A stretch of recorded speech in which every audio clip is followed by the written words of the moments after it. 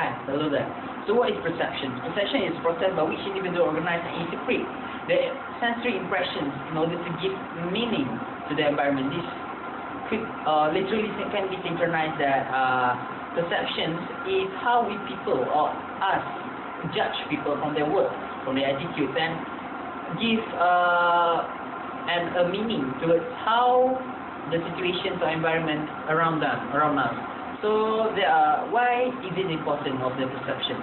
Because people behavior is based on the perception of what reality is. Literally, it's not reality, but how they manage in fulfilling their task, how they manage in work according to the period of time or certain situations. There are three factors that are influencing perception.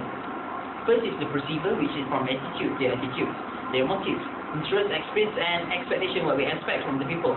And the second factor is the target, which is from the novelty, emotions, size might be, or similarity of the employees with others that could help us to give a good perceptions or bad perceptions towards the people, the employee itself. And the third is the situation, which is from the time-based work setting of the working environment, and other is social situation, which is always an important part or crucial thing that has to be taken notice in the organization because it helps the relationship between employees and employers. And there are also the attribution theory, which we could define perception. First is selective perception, which people selectively interpret what they see on the basis of their interest, background, experience, and attitudes.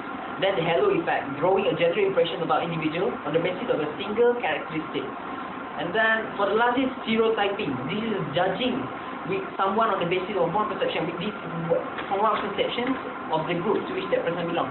We judge people based on their attitudes or their class. Based on the class, he is a latecomer, so he will be the latecomers always. That's a bad thing in the organization. It could affect towards employees in assigning the task to the employee. So that's all from me. Thank you. Okay, thank you. Way to go, Mr. Jazmi. I will continue the link between the perceptions and the individual decision making. Okay, we go to the link between the both is the first the decisions is equal to choosing between two or more alternatives. When you try in making a decision, we must try to make a few contingency alternatives. And second is the problems. That is a discrepancy between some current states of affairs and some desired states, which is we must separate or determine whether which state that we desire and which state is the current state of the problem that has been raised, and how should we make decisions in organizations. Okay, first is to maximize the particular outcome. Okay, and try the rational making model. Okay, there's a few steps in the rational decisions making model. Okay, first is to define the problem and to ask ourselves how and why how the problem arise from the actual problem. And second is to identify the decision criteria and what is the criteria that we must stand on and what is the base of criteria that we are trying to identify our decisions. Third is to allocate weight to the criteria, and we must put the tendency to make the decisions based on the criteria. Okay, and then to develop the alternative, and then fourth is to evaluate the alternative when we have provided for ourselves in decision making few alternatives. And we must evaluate them very carefully because this alternative will determine the way of our decision making and to select the best alternative that has been provided by ourselves and choose it wisely to make a very right decision. And okay. What is personal identity?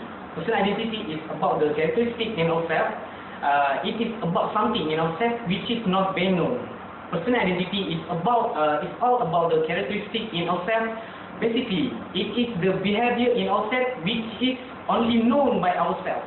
Besides that, relationships and experience with family and friends also influence our personal identity.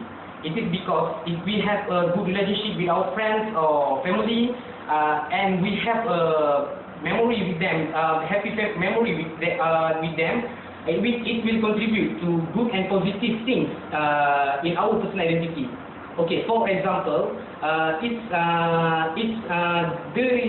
we can identify personal identity at ourselves, which is, for example, I like to eat mee goreng, I like to play football or rugby. It's referring to my characteristics. Okay, how about social identity?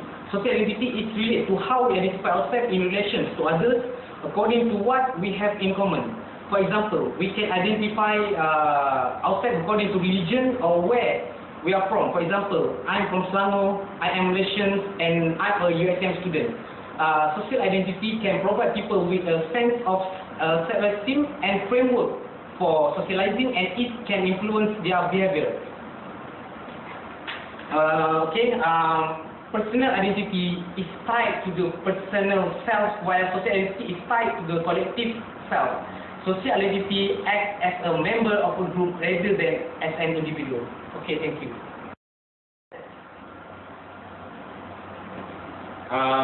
How I see myself applying social identity in university life is by looking into the principle of social that should be practiced in university social life.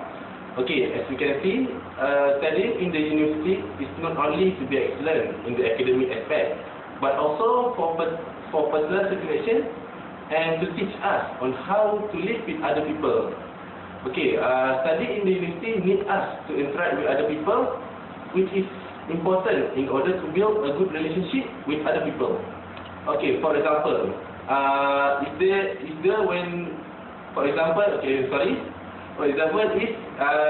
when we do a group assignment, we have to communicate and help our group member in order to finish the assignment. So the communication between the group member is important in order to make sure that the assignment can be finished in a successful way. Okay, in addition, as a student, we can see on how the university is being organized in order to manage the process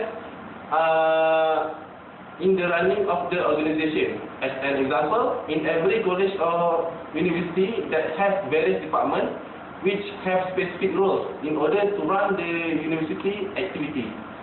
Okay, thank you.